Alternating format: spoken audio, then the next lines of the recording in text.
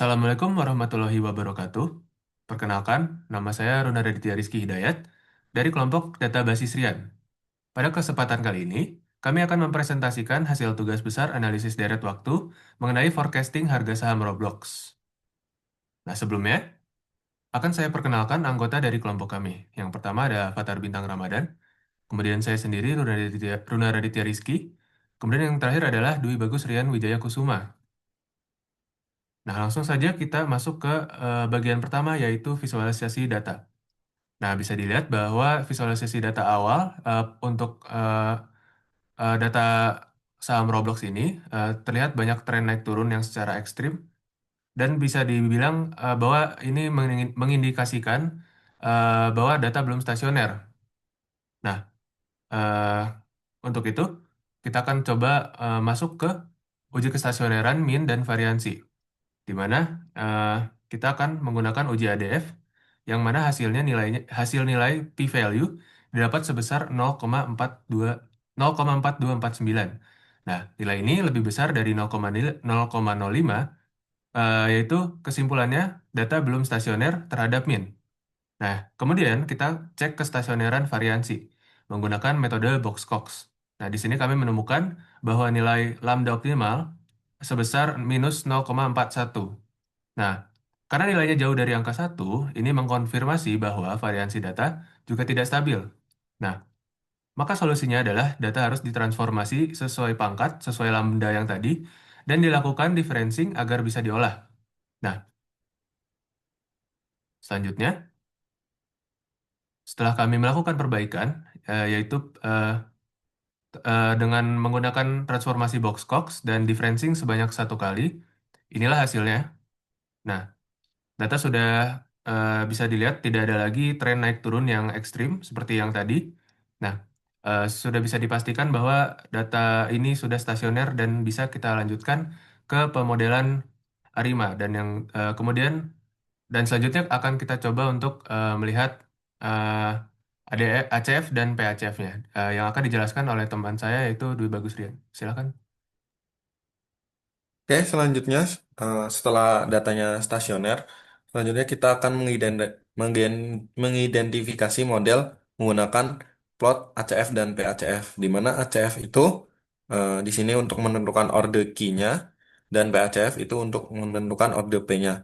Di sini terlihat bahwa plot ACF dan PACF itu tidak terlihat lag yang signifikan dari batas selang kepercayaannya. Di sini asumsinya itu eh, orde P-nya atau AR-nya itu 0 dan ACF-nya ordenya yaitu 0 juga. Untuk itu asumsi modelnya, identifikasi model untuk ordenya yaitu eh, ARIMA 010 di mana 0 untuk orde P dan 0 juga untuk order key-nya, kemudian di differencing 1 kali. Selanjutnya, nah, selanjutnya kita menggunakan pemilihan model terbaik berdasarkan AIC-nya.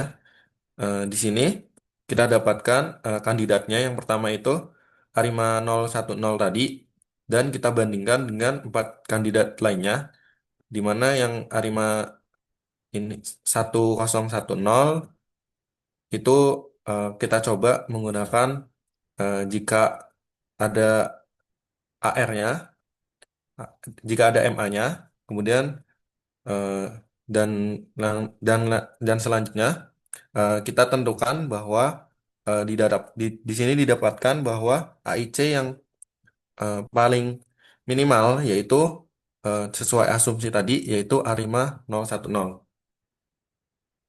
Selanjutnya,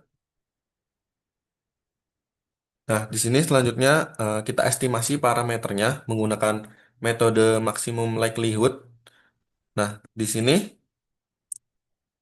karena model Arimanya 010 itu tidak memiliki komponen AR maupun MA, maka eh, parameter yang diinisiasi berupa variansi sisaan atau variansi kuadrat.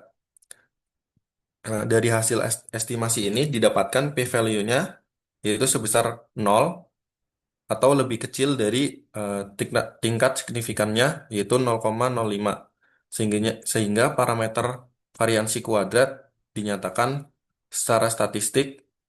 eh, dengan demikian bahwa dapat disimpulkan modelnya yaitu eh, sesuai yaitu ARIMA 010 eh, telah terestimasi dengan baik dan layak digunakan untuk uji diagnosis lebih lanjut. Kemudian selanjutnya akan dijelaskan oleh Fatar. Baik, akan saya lanjutkan. Terima kasih atas kesempatannya. Di sini saya akan membahas terkait uji diagnostik sisaan ya. Nah, di sini kan tadi sudah didapatkan model terbaik, yaitu ARIMA 0,1,0 yang tidak ada air, tidak ada MA-nya.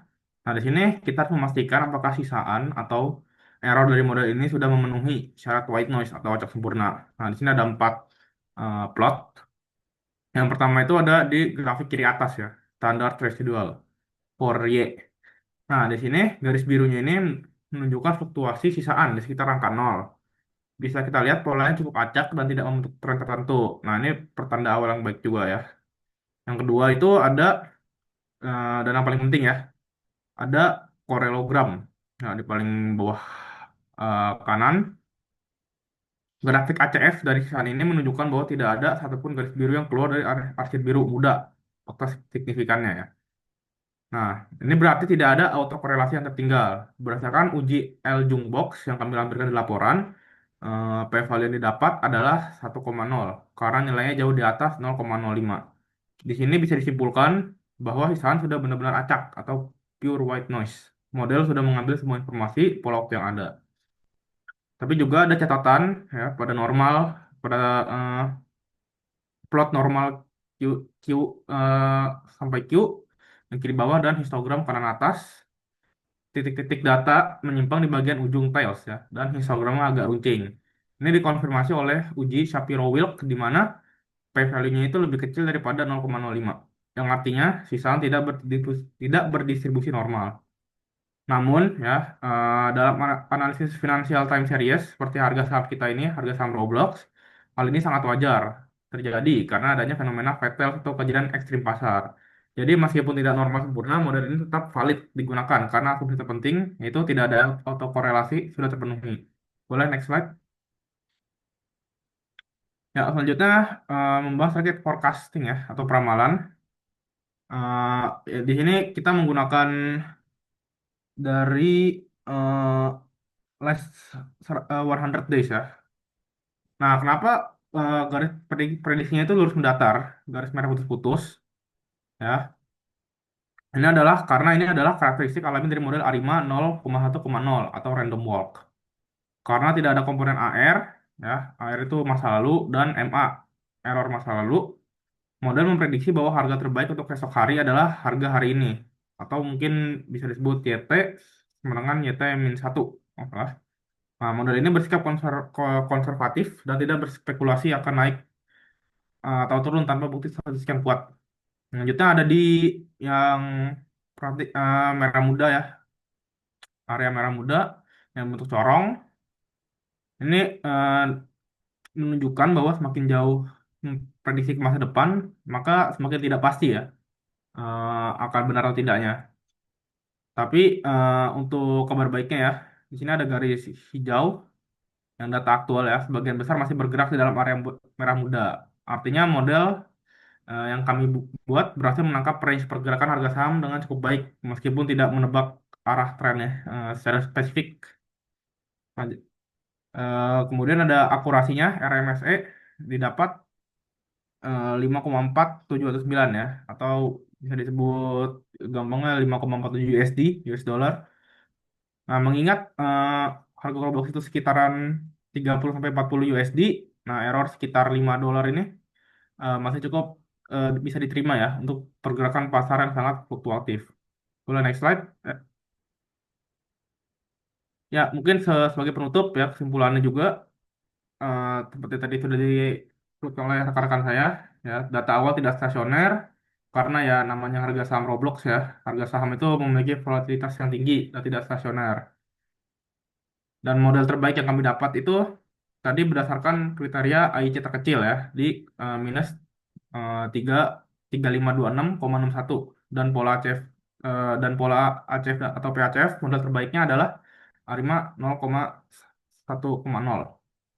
Ya, mungkin demikian presentasi dari kelompok kami mengenai analisis trade waktu saham Roblox. Ya, kami harap analisis ini memberikan gambaran yang jelas mengenai penerapan metode box Jenkins dan juga model-model lainnya dalam mata kuliah analisis trade waktu. Eh, Kurang lebihnya mohon maaf. Wassalamualaikum warahmatullahi wabarakatuh.